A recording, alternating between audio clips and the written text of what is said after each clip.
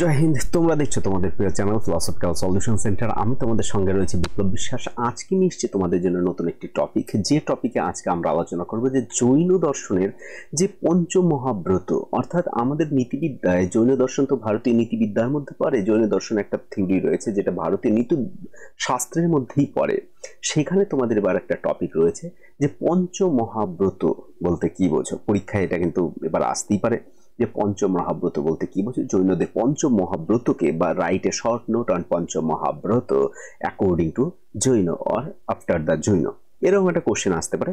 তো চলো আর দেরি না করে আমাদের সরাসরি আমরা টপিকের মধ্যে চলে যাই, যে টপিকে কি আছে সেই বিষয়কে দেখি। তো তোমরা এখানে দেখো, তোমাদের এখানে যে টপিকটি রয়েছে, তো সবার প্রথমে রয়েছে পঞ্চমহাব্রত, এরকম একটা টপিক, মানে ইন্টারফেস প্রথমেই বানিয়ে দিচ্ছি যে পঞ্চমহাব্রত, এই দুটো অ্যাকচুয়ালি কিন্তু একসঙ্গেই থাকে, পঞ্চমহাব্রত। তো এটাকেই আজকে আমরা দেখব যে পঞ্চমহাব্রত কি এবং পঞ্চম মহাব্রত আসলো কি করে। অ্যাকচুয়ালি আমাদের পঞ্চমহাব্রতকে জানতে গেলে জৈনদের একটু দর্শনকেও কিন্তু আমাদের বুঝতে হবে। এক তো দেখো জৈনদের যে অ্যাকচুয়ালি জৈন মতে জীবের বা আত্মা অ্যাকচুয়ালি কেমন, জীব বা আত্মা ওদের মতে যে শুদ্ধ মুক্ত বুদ্ধ, এই যে যে মুক্ত অনন্ত জ্ঞান দৃষ্টি সম্পন্ন এবং অনন্ত শক্তি, এগুলি কি ও অপার অপার শক্তির অধিকারী, অপার আনন্দের অধিকারী বলা হয়েছে। এক তো নিত্য বুদ্ধ শুদ্ধ মুক্ত, জৈন মতে আত্মাকে নিত্য মুক্ত বুদ্ধ শুদ্ধ বলা হয়েছে, এবং যা অনন্ত জ্ঞান সম্পন্ন, অনন্ত দৃষ্টি সম্পন্ন, অনন্ত শক্তি সম্পন্ন ও অপার আনন্দের অধিকারী বলা হয়েছে। তাহলে জীবের স্বস্বরূপে অবস্থানকেই কি বলা হবে? মোক্ষ বা মুক্তি বলা হবে। তাহলে জৈন মতে এই মুক্তি বা মোক্ষ কিন্তু অতটাও সহজলভ্য কিন্তু হবে না।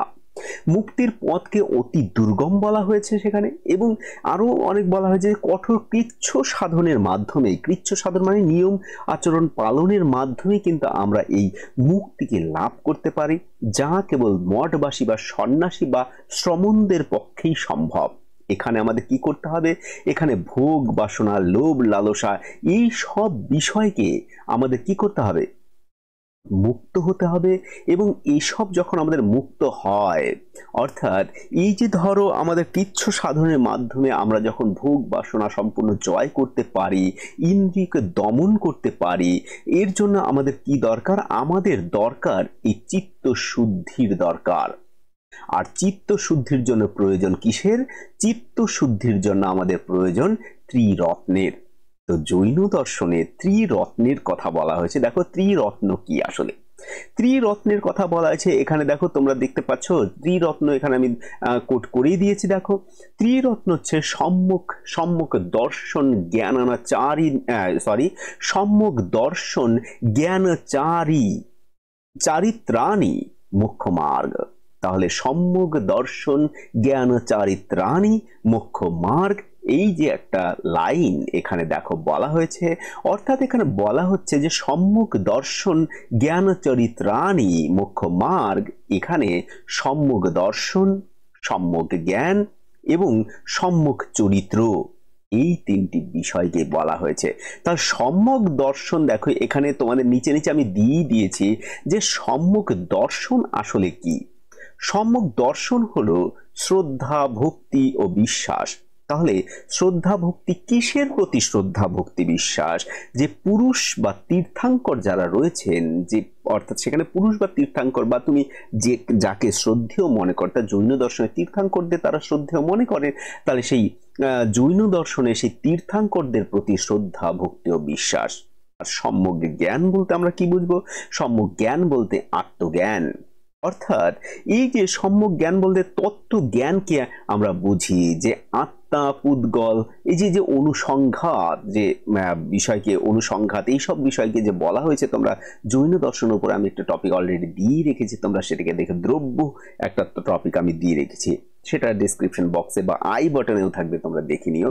সেখানে বলা হয়েছে যে সংঘাত পুদ্গল আত্মা, অর্থাৎ সে তত্ত্বকে যে বিষয় যেভাবে আছে সেইভাবেই জানাকেই কিন্তু তত্ত্বজ্ঞান বলা হয়। তাহলে তারা যে তত্ত্বের কথা বলেছেন সেই তত্ত্বজ্ঞানকে যথার্থভাবে জানাই আমার সম্যক জ্ঞান। আর আমরা যদি বলি সম্যক চরিত্র কি, সম্যক চরিত্র হচ্ছে সদাচার। তার মানে হিতাচার, অর্থাৎ হিতকর অনুষ্ঠান মানে অহিতকর অনুষ্ঠান থেকে আমাদের কি করতে হবে, বিরত থাকতে হবে এবং আমাদের কি করতে হবে, হিতকর কর্মস্থানে যুক্ত হতে হবে। এবার দেখো, এই যে সদাচার রয়েছে, তত্ত্বজ্ঞান রয়েছে, ভক্তি বিশ্বাস রয়েছে, এগুলি সবগুলি তো পারফর্ম করতে হবে, কিন্তু আমাদের পঞ্চম মহাব্রত কিন্তু এই সম্মুখ চরিত্রের, ঠিক আছে, সম্মুখ চরিত্র থেকেই আমাদের পঞ্চম মহাব্রতকে আলোচনা করা হয়েছে। এই হিতকর অনুষ্ঠান যে সম্মুখ চরিত্র যখন লাভ হচ্ছে সন্ন্যাসীদের মধ্যে, তখন আমাদের কি হয়, পঞ্চম মহাব্রত পালনের কিন্তু অ্যাকচুয়ালি নির্দেশ দেয়। তার সম্মুখ চরিত্র লাভের জন্য মঠবাসীদের কি দরকার, পঞ্চম মহাব্রত পালনের প্রয়োজন হয়। তাহলে একটা সম্যক জ্ঞান, সম্যক দর্শন এবং কিন্তু এগুলি আলাদা জায়গায় কিন্তু রাখা হয়েছে, কিন্তু সম্যক চরিত্রকে যদি উন্নীত করতে হয় তাহলে আমাদের দরকার কি, আমাদের তাহলেই দরকার হচ্ছে তোমার এই পঞ্চ মহাব্রত। দেখো পঞ্চ মহাব্রত কিভাবে চলে এসেছে। তো যদি তোমাদের ভালো লাগে তাহলে তোমরা অবশ্যই লাইক করে দিও, আশা করি তোমাদের ভালোই লাগবে, তোমাদের জন্যই আশা করি তোমাদের ইন্টারেস্ট হচ্ছে। দেখো এখন আমরা পঞ্চম মহাব্রত কিভাবে পঞ্চম মহাব্রতে এসছি, তাহলে অবশ্যই লাইক শেয়ার সাবস্ক্রাইব করে দিও, তোমরা অনেক সাপোর্ট করেছো, আর সঙ্গে থেকো, পাশে থেকো, আমি তোমাদের সঙ্গে আছি। তো চলো আর দেরি না করে সামনের দিকে এগোনো যাক। তাহলে এখন আমাদের দরকার হচ্ছে এই পঞ্চম মহাব্রত কি। তা পঞ্চম মহাব্রত সম্পর্কে দেখো কিভাবে বলা হয়েছে যে পঞ্চম মহাব্রত কি, অহিংসা সত্যাস্তীয় ব্রহ্মচর্যা পরিগ্রহ। ঠিক আছে, তো এইরকম একটা কোটেশনের মধ্যে রাখা হয়েছে, পাঁচটি বিষয়কে একসঙ্গে বলা হয়েছে। দেখো, অহিংসা সত্যাস্তীয় ব্রহ্মচর্যা পরিগ্রহ, তার মানে এখানে দেখো অহিংসা, এই যে সত্য, এই যে দেখো সত্যাস্তেয় একসঙ্গে করা হয়েছে, সত্য আস্তেয়, এই যে ব্রহ্মচর্য এবং অপরিগ্রহ, এই কয়টা বিষয়কে একই সঙ্গে তোমাদের রাখা হয়েছে। ঠিক আছে, তো আমরা পঞ্চম মহাব্রত বলতে বুঝি যে সত্য, অহিংসা, সত্য, অস্তেয়, ব্রহ্মচর্য, অপরিগ্রহকেই আমরা বুঝি। তাহলে এই পাঁচটিকে একই সঙ্গে কি বলা হয়েছে, মহাব্রত, পাঁচটি, এবং এগুলি যেহেতু ব্রত এবং মহান ব্রত, সেই হিসেবে মহাব্রত মানে সর্ববৃহৎ অর্থে এগুলিকে পালন করতে হবে। তো চলো একে একে আমরা এগুলি প্রত্যেকটাকে দেখি যে প্রত্যেকটার মধ্যে কিভাবে বলা হয়েছে। সবার প্রথমে দেখো অহিংসাকে বলা হয়েছে। অহিংসা তোমরা এখানে যেভাবে দেখতে পাচ্ছ ঠিক সেইভাবেই আমি তোমাদের বোঝানোর চেষ্টা করছি। জৈন দর্শনে পঞ্চ মহাব্রতের মধ্যে অহিংসাকে কিন্তু সর্বশ্রেষ্ঠ যে ব্রত বা সর্বশ্রেষ্ঠ ব্রত হিসেবে কিন্তু ব্যবহার করেছে। তোমরা ছবিকে তো অবশ্যই দেখতেই পাচ্ছ, এখানে একটা শব্দও রয়েছে, আমাদের ভারতীয় আমরা সংস্কৃতিতে অনেকটা এই শব্দের সঙ্গে অভ্যস্ত, কিন্তু আবার যেমন বলা হয়েছে অহিংসা পরম ধর্ম, বলা হয় না, তার মানে অহিংসাই পরম ধর্ম আমাদের কাছে। তাহলে যে অন্য চারটি ব্রত অহিংসা ব্রতরই কিন্তু অ্যাকচুয়ালি অঙ্গের স্বরূপ, মানে এই অহিংসা থেকেই কিন্তু কি হয়েছে, নিঃসৃত হয়েছে বা বেরিয়ে এসছে। অ্যাকচুয়ালি অহিংসা তাহলে কেমন হওয়া উচিত, হিংসার বিপরীত, তার মানে হিংসা করা। তাহলে অহিংসা বলতে হিংসা না করা, কিন্তু কেমন হিংসা না করা। তোমরা এখানে দেখো কায়িক লিখেছি, মানসিক লিখেছি এবং বাচিক লিখেছি। তাহলে আমাদের এখানে দেখো আমরা অহিংসা, তার মানে হিংসা না করা, শুধু হিংসা না করাই নয়, এটা আলটিমেট একটা মানে বিশাল একটা ওয়ার্ডে এখানে ব্যাখ্যা করা হয়েছে। তোমরা যদি বুঝতে পারো দেখো, আমি তোমাদের বোঝানোর চেষ্টা করি। এক, কায়িক হিংসা, একটাকে বলছে মানসিক হিংসা, আর একটা বলা হয়েছে বাচিক হিংসা। কায়িক হিংসা মানে কি, শারীরিক কোনো হিংসা না করা, তার মানে শারীরিক কোনোভাবেই কাউকে আঘাত না করা, এ হচ্ছে আমাদের কায়িক। মানসিক মানে চিন্তায়ও তুমি কাউকে কিন্তু হিংসা করতে পারবে না, তার মানে তুমি মুখে ভালো ভালো কথা বলছো কিন্তু মনে দেখা গেল তোমার কি রয়েছে, তার প্রতি বিষ রয়েছে, সেরকম হওয়া যাবে না। এবং বাচিক, ভাষার মাধ্যমে, তোমার কথা বলার মাধ্যমে কেউ যেন আঘাতপ্রাপ্ত না হয়। এটা আমাদের তিন ধরনের যে হিংসা, এই তিন ধরনের যে মানে অবস্থা থেকে আমাদের কি হতে হবে, অহিংস হতে হবে। আর এই তিনটিকে একই সঙ্গে এই তিনটিকে একই সঙ্গে বলা হয় ত্রিগুপ্তি। তোমরা কিন্তু এই ত্রিগুপ্তি শব্দটাকে কিন্তু একটু মনে রাখতে হবে। যেমন জৈন দর্শনে এতটাই অহিংসকে এতটাই পারফর্ম করা হয়েছে, বলেছে যে বায়ুর মাধ্যমে যখন কোনো জীবাণু বা অতি সূক্ষ্ম পদার্থ যাতে তোমার দ্বারা ক্ষতিপ্রাপ্ত না হয় সেটাতেও কিন্তু তোমাদের কি রাখতে হবে, লক্ষ্য রাখতে হবে। তাহলে এতটাই মহান তত্ত্ব, মানে অহিংসাকে তারা এতটাই গভীরভাবে তারা নিয়েছেন, এই বিষয়কে কিন্তু আমাদের ভীষণভাবে বুঝতে হবে। যেমন খালি ক্ষতি করাই নয়, যে অহিংসা হচ্ছে সর্বজীবে যে ত্রাস বা স্থবর যে বিষয় রয়েছে, অর্থাৎ তোমরা সেখানে দেখতে পাবে আমি দ্রব্যর যে তত্ত্বটা দিয়েছি সেখানে অবশ্যই সেটা থাকবে যে যে ত্রাস বা স্থবর যে বিষয় রয়েছে তাদের মধ্যে প্রেম বিতরণ হিতকর যে কর্মানুষ্ঠান অহিংসার যা অন্তর্গত কিন্তু হবে। আর এটা শ্রমণদের ক্ষেত্রে কি হবে, অহিংসা ব্রত কিন্তু কঠোরভাবেই পালন করতে হবে, তাহলেই না তোমার কি সম্মুখ চরিত্রে তুমি উন্নীত হতে পারবে। তো এরপরে চলো আমরা দেখি যে সত্য। সত্য তাহলে কি? সত্য অ্যাকচুয়ালি আমাদের যে বিষয় যা উপাদেয় ও উপকারী তাই সত্য। মিথ্যাকে পরিহার করে সত্য কথন, হিতকর ও প্রিয় কথনই হচ্ছে সত্য আমাদের। তাহলে এই যে দেখা যাক সত্য, সত্য বলতে আমরা কি বুঝি? সত্য বলতে উপাদেয় বা সত্য অ্যাকচুয়ালি সুনৃত বলা হয়। প্রকৃতপক্ষে এটা কিন্তু অ্যাকচুয়ালি আমাদের অহিংসা ব্রতেরই কিন্তু কি অন্তর্গত। তাহলে বাচিক সত্যতা যে অসত্য বা মিথ্যা কথন, বাচিক হিংসা কিন্তু অ্যাকচুয়ালি এটা মিথ্যে কথা বলা, এটা আমাদের এক ধরনের বাচিক হিংসার মধ্যেই পড়ে। তাহলে আমাদের এটা অহিংসার একটা বিষয়। তাহলে এই জন্য আমাদের কি করতে হবে, হিত কথনকে গ্রহণ করতে হবে, আমাদের প্রিয়জনেরকে সত্য কথা বলতে হবে। প্রিয়জন তার মানে জগতের সকলকে, যখন তুমি অহিংস গ্রহণ করছো এই জগৎ সংসার তোমার সকলেই কিন্তু প্রিয়জন। তাহলে সবাইকে আমরা কি করব, কমসে কম মিথ্যে কথা বলবো না, আমরা কঠোরভাবেই আমরা কি করব, এই সত্য কথাকে পালন করার চেষ্টা করব। তাহলে অপ্রিয় চিন্তা, অপ্রিয় কর্ম থেকে, আমরা অপ্রিয় বাক্য থেকে সম্পূর্ণভাবেই নিবৃত্ত আমাদের হতে হবে। এরপরে দেখো রয়েছে তোমাদের সামনে অস্তেয় রয়েছে। অস্তেয় কি? কোনো এই যে দেখো তোমাদের এখানে লেখাই রয়েছে, দেখো আমি অলরেডি লিখেই রেখেছি যে মানে ছল বা কৌশলে যে কোনো কৌশলে কারো কিছু না নেওয়া, তার মানে অ্যাকচুয়ালি অস্তেয় বলতে অ্যাকচুয়ালি চুরি বুঝি আমরা। ধরো এই কলমটা তুমি ঘরে এসছো, তোমার পছন্দ হয়েছে, তাই না?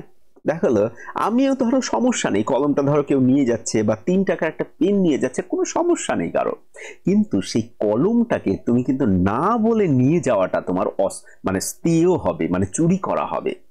তোমাকে কি করা উচিত, তার সাথে অনুমতি নেওয়া উচিত যে দাদা এই কলমটাকে আমি নেব, এই কলমটা আমার খুব ভালো লেগেছে, তাহলে কি আমি নেব কলমটি? সে দেখা গেল যদি দেয় তাহলে তুমি নাও, আর যদি না দেয় তুমি সেই দুঃখ যেন তোমার মধ্যে না থাকে।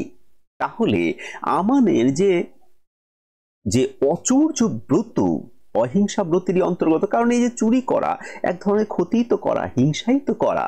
তাহলে যা কিছু তোমাকে দিচ্ছে সেটা তুমি সানন্দে গ্রহণ করো, অপরের বিষয়কে তুমি যেন না নেওয়ার চেষ্টা করো, কোনো অহিতকর উপায়ে তুমি যেন সেটাকে গ্রহণ না করো। তার মানে তোমার যতটুকু প্রয়োজন তুমি ততটুকু গ্রহণ করো, নাকি বেশি কিছু কিন্তু গ্রহণ করতে যেও না। তাহলে ইচ্ছে হলেই কিন্তু ভিক্ষে করা যাবে না, তাহলে হিসেব রেখেছ? তাহলে শ্রমণদের ইচ্ছে করলেই সে ভিক্ষে করতে পারবে না, তার যতটা প্রয়োজন সে ততটাই কি করতে পারবে, গ্রহণ করতে পারবে। এরপরে তোমাদের সামনে থাকছে যে এই যে ব্রহ্মচর্য। তা ব্রহ্মচর্য অ্যাকচুয়ালি বলতে বোঝায় যে কাম দমন করা বা জননেন্দ্রিয়কে সংযত রাখা। এটা আমাদের কায়িক হতে পারে, মানসিক হতে পারে, বাচিক হতে পারে ব্যাপারে, অর্থাৎ সর্ববিধ যৌন ব্যাপারে কঠোর সংযম পালন করতে হবে।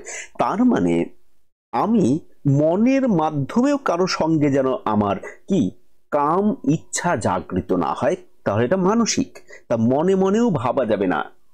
আবার শারীরিক দিক থেকেও কিন্তু এটাকে ভাবা যাচ্ছে না, তাহলে তোমার জননেন্দ্রিয়কে তোমাকে কিন্তু কি করতে হবে, কঠোরভাবে দমন করতে হবে। আর একটা রয়েছে বাচিক, তার মানে এইসব বিষয়ে কোনো প্রকারের গল্প গুজবও কিন্তু করা যাবে না। তার মানে এরা কি করেছে, যৌন ব্যাপারে কঠোর সংযম পালনের কথা বলছেন কারা, জৈন দর্শনে। জৈন দর্শনে যৌন যে যৌন ব্যাপারটাকে এরা কঠোরভাবেই সংযত রাখতে বলেছেন, যে কায় মনোবাক্যে যে যদি আমরা এরকম বলি, কায় মনোবাক্যে মানে কাম দমনী ব্রহ্মচর্যের কথা বলা হয়েছে এখানে, যে কায় মনোবাক্যে, তার বাক্য মন এবং শরীরের যে কোনো ভাবে এইগুলিকে সবকিছু দমন করাকেই ব্রহ্মচর্য বলা হয়। তাহলে এটাও কিন্তু সেই হিসেবে আমাদের কিন্তু ব্রহ্মচর্য, আমাদের কি এই অহিংসা, এটা দেখো তুমি শারীরিক মানসিক কায়িক দিক থেকে তুমি অপরকে যদি ক্ষতি করার উদ্দেশ্য থাকে বা তুমি ঘটনা ঘটছে, তাহলে কিন্তু সেটা কিন্তু হিংসাই হচ্ছে, তাহলে তোমার অহিংস গ্রহণ করতে হচ্ছে। এরপরে রয়েছে অপরিগ্রহ।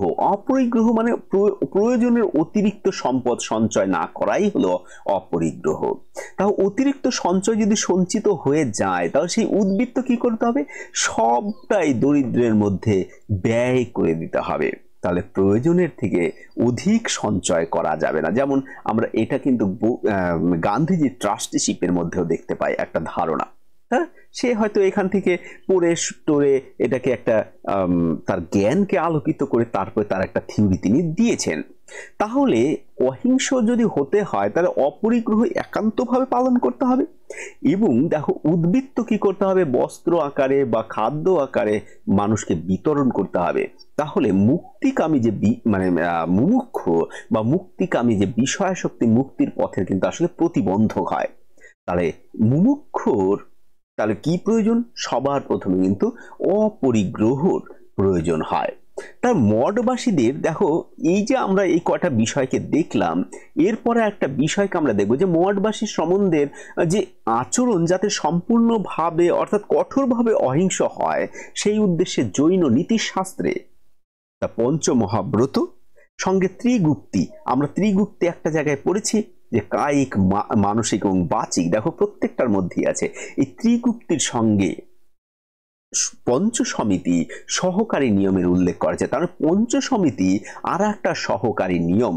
তার মানে আমাদের পঞ্চমহাব্রত, তাই তো, আমাদের পঞ্চমহাব্রত রয়েছে, সেখানে তোমাদের যে বিষয় রয়েছে যে পঞ্চমহাব্রতের সঙ্গে আমাদের বিষয় যে রয়েছে পঞ্চ সমিতি, এই পঞ্চমহাব্রত এবং ত্রিগুপ্তির সঙ্গে, ঠিক আছে, এই পঞ্চ সমিতি একটা সহকারী আমাদের আরেকটি নিয়ম রয়েছে যে পঞ্চ সমিতি অনেকেই পঞ্চ ভাবনাও বলে থাকেন, তা আমরা পঞ্চ সমিতি হিসেবে রেখেছি। পঞ্চ সমিতি ঈর্ষা সমিতি, ভাষা সমিতি, এসনা সমিতি, আদান সমিতি এবং উৎকার সমিতি। তাহলে এগুলি এক একটা কি, দেখো পঞ্চ সমিতি বলতে আমাদের বোঝানো হয়েছে যে পঞ্চ সমিতির মধ্যে যখন বলা হচ্ছে এই কালারটা নিলে ভালো বোঝা যাবে হয়তো, যাই হোক, যে পঞ্চ সমিতি, তাহলে ঈর্ষা সমিতি যে রয়েছে, ঈর্ষা সমিতি পথ চলার সময় যাতে কোনো জীব হত্যা না হয়, তাহলে এটা ঈর্ষা সমিতির মধ্যে পড়ে। তার কীট পতঙ্গ যাতে পদদলিত না হয়, পায়ের নিচে না পড়ে, সেই বিষয়ে কিন্তু আমাদের যত্নবান হতে হবে। তা দেখো আর একটা সহকারী নিয়ম, অতই কি সোজা হবে ভেবেছ ধর্ম, বা ধরো কোন একটা লক্ষ্য পৌঁছতে গেলে কিন্তু যে যখন লক্ষ্যে পৌঁছে যায় তখন খুব সোজা মনে হয়, কিন্তু আসলে সেই পথটা ছিল অতি দুর্গম, যে করেছে সেই জানে। তাহলে দেখি এত কিছু, তার ভাষা, এত মাইন্ডকে কন্ট্রোল করা, মেডিটেশন করা, যেন তোমার কায়িক মানসিক বাচিক ভাবে কোনো কিছুর প্রতি তোমার আসক্তি, কোনো বিষয়ের গবেষণা, কোনো বিষয়ের তোমার ভাবনা যেন না আসে যেটা খারাপ, ঠিক আছে। আবারও যে ভাষা, তার বাক সংযত হতে হবে, অতি কথন যাতে মানে অপরের উপর না পড়ে, ঠিক আছে, সেটার দিকেও লক্ষ্য রাখতে হবে। তাহলে একটা দুটো কিন্তু বিষয় নয়, দেখো এখানে ভাষা সমিতি, ঈর্ষা সমিতি, অপরের মনোকষ্ট যেন না হয় সেই বিষয়ে সতর্ক থাকতে হবে। এসনা সমিতিতে বলা হয়েছে খাদ্য এবং পানীয় বিষয়ে নিষ্পৃহ হতে হবে। খাদ্য বিষয়, খাদ্যাভ্যাসে কেবল ততটাই তোমার প্রয়োজন তুমি নাও যতটা তোমার প্রয়োজন হবে, বা খাদ্য পানীয় প্রস্তুত করতে হবে, এমন খাদ্য পানীয় গ্রহণ করা যাবে না, কেবল তারই প্রয়োজন, যতটাই প্রয়োজন তুমি ততটা নাও। আদান সমিতিতে রয়েছে অসতর্কবশত যাতে অতি ক্ষুদ্র জীবাণু ক্ষতিগ্রস্ত না হয়, নাক, মুখ, পদতল ইত্যাদি দিয়ে বিষয়ে যে দ্রব্যগুলি রয়েছে সেখানে নাক মুখ আচ্ছাদন করে রাখতে হবে, তাহলে এরকম ঢেকে রাখতে হবে, তাই না, যেমন মাস্ক নেয় সেই রকম রাখতে হবে।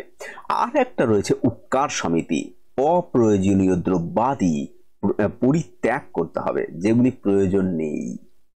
তাহলে অপ্রয়োজনীয় যে দ্রব্যাদি সেগুলি আমাদের কি করতে হবে, পরিত্যাগ করতে হবে। তাহলে এইখানে দেখো আমাদের যে বিষয়কে আমরা দেখছি যে জৈন নীতিশাস্ত্রের সম্বন্ধের জন্য যে অহিংসাব্রতের উল্লেখ করা হয়েছে তা কিন্তু একদম চরম অর্থে এটার ব্যবহার করা হয়েছে। এই পাঁচটি যে পঞ্চ মহাব্রতকে যদি তুমি পালন করতে পারো তাহলে কিন্তু ত্রিরত্নের একটা তোমার কিন্তু কমপ্লিট হচ্ছে, সেটা হচ্ছে সম্মুখ চরিত্র। তাহলে আমাদের উদ্দেশ্য হচ্ছে এই সম্মুখ চরিত্র এইসব ইত্যাদির মধ্যে দিয়ে আমাদের মোক্ষ লাভ করা। তাই সম্মুখ চরিত্রকে ঠিক করতে গেলে আমাদের কি দরকার, পঞ্চ মহাব্রতের দরকার। কিন্তু দেখো গৃহীরা যারা রয়েছে তারা তো পঞ্চ মহাব্রত পালন করবে, যারা শ্রমণ রয়েছে, যারা মঠে বসবাস করে তারা তো এটা করবে, কিন্তু যারা এই গৃহে রয়েছে তাদের জন্য তো কিছু বলেছেন নাকি? হ্যাঁ, তাদের জন্য বলেছেন, তাদের জন্য পঞ্চ মহাব্রত নয়, তাদের জন্য পঞ্চ অনুব্রত। এটাকে আমরা আরো একদিন, অন্য একদিন এটার টপিকটা আমরা আলোচনা করব, কারণ এখানে করলে অনেকটা বড় হয়ে যাবে ভিডিও, তোমরাও দেখতে ফেড আপ হয়ে যাও। পরীক্ষায় তো দুটো পার্টও কত সময় আসতে পারে, একটাও আসতে পারে। কিন্তু পঞ্চ মহাব্রত এখানে আর একটু যদি বলতে হয় যে এই যে শ্রমণরা রয়েছে তাদের জন্য নির্ধারিত যে পঞ্চ মহাব্রত বা পঞ্চব্রত, এই পঞ্চ মহাব্রত চরম কৃচ্ছ সাধনের পথ ধরে কিন্তু অবশ্যই পালন করতে হবে। এবং দেখো পঞ্চ মহাব্রত অনুশীলনের মাধ্যমে মুমুক্ষু শ্রমণ এবং যে অন্তর্নিহিত অনন্ত সম্ভাবনাকে রূপান্তরিত করে, তাতে কি কি করে, অনন্ত জ্ঞান, অনন্ত দর্শন, অনন্ত শক্তি এবং অনন্ত আনন্দ, এগুলিকে কি বলা হয়, অনন্ত চতুষ্টয় বলা হয়, তার অধিকারী হয় এবং সে কি করে, মুক্তির স্বাদ পায়। এবং মুক্তির যখন স্বাদ পায় তার মানে আমার মুক্তি হবে, আমি জন্ম মৃত্যুর বন্ধন থেকে বেরিয়ে যাব, আমার তত্ত্ব জ্ঞান আছে। তো এই হচ্ছে তোমাদের কিন্তু আমাদের কি বলে এটা, যে পঞ্চ মহাব্রত। তো আশা করি তোমাদের ভালো লেগেছে। ভিডিও আর বড় করছি না, ভিডিও এখানেই শেষ করছি। সকলকে ধন্যবাদ জানাচ্ছি, আবার দেখা হবে নতুন আরেকটি ভিডিওতে। ততক্ষণ তোমরা ভালো থেকো, সুস্থ থেকো। ধন্যবাদ সবাইকে। জয় হিন্দ, জয় ভারত।